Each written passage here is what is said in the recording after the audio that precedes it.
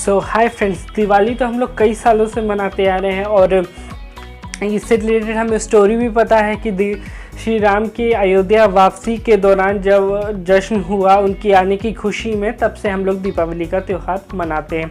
इस वीडियो में हम लोग जानेंगे कि देश के अलग अलग कोनों में किन किन वजहों की वजह से दीपावली मनाई जाती है और इन वजहों की कुछ से जुड़ी हुई कुछ अलग अलग कहानियाँ भी हैं। वीडियो को स्टार्ट करते हैं, जानते हैं वो कौन कौन सी वजह हैं, कौन कौन से फैक्ट्स हैं। Let's get started. फ्रेंड्स, पहली स्टोरी हमारी ये है। तो स्टोरी स्टार्ट करने से पहले मैं बता दूं कि हमारी जो दीपावली का त्यौहार होता है ये 5 दिन का होता है और ये हमारा धनतेरस से स्टार्ट हो जाता है। तो बढ़ते हैं अपनी फर्स्ट स्टोरी के। फ्रेंड्स, हमारी फर्स्ट स्टोरी ये है।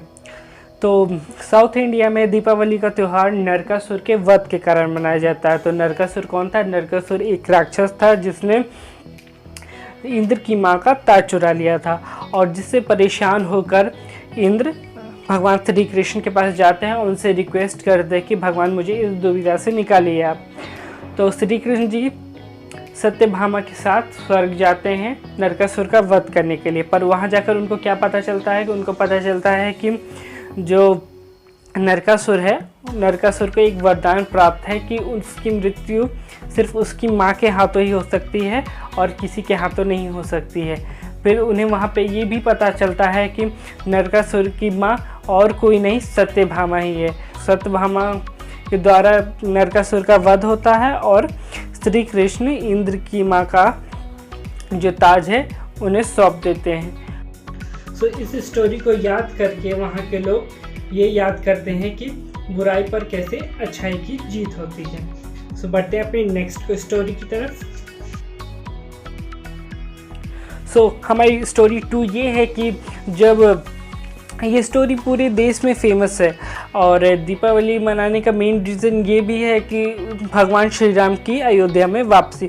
तो भगवान श्री राम जब 14 वर्ष का वनवास काट के अयोध्या वापस आते हैं और रावण का वध करके माता सीता और भाई लक्ष्मण के साथ अयोध्या आते हैं, तो अयोध्या को सजाया धजाया जाता है और उनकी आने की खुशी में दीपावली का त्यौहार तब से मनाया जाता है देश के अलग अलग कोनों में। और बढ़ते हैं अपनी स्टोरी 3 की तरफ।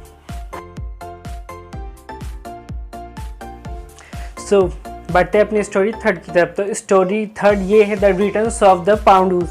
तो पांडव भाई 12 वर्ष के वनवास के बाद अपने हस्तिनापुर लौटे। तो उनकी आने की खुशी में हस्तिनापुर को सजाया धजाया गया और वो दिन दीपावली का था।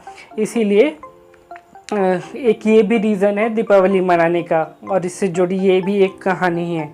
बढ़ते हैं अपने 4th स्टोरी की तरफ।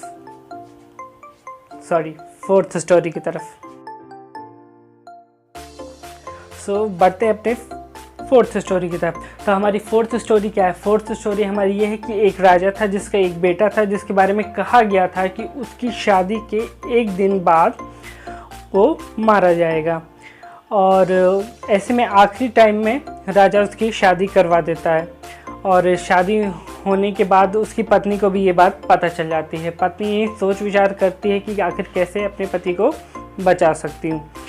फिर पत्नी जब रात्रि के समय यमराज उसके पति को लेने आता है, तो पत्नी क्या करती है कि सारे घर को पूरी लाइटों से और दिया से रोशन कर देती है और गेट के बाहर सारा सोना जो भी जितना भी घर का होता है रख देती है।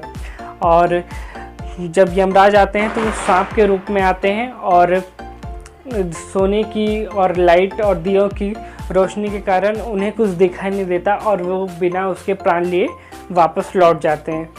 इस तरह एक पत्नी ने अपने जीवन के अंधेरे को हटाकर रोशन कर लिया और अपने पति की जान बचा ली। उसने यमराज को रोकने के लिए अपने घर के बाहर एक दीपक भी जलाया, जिसको हम लोग आज के टाइम में यमा दीपक भी कहते हैं। उस टाइम में उसे यमा दीपक भी कहा जाता है उस टाइम से।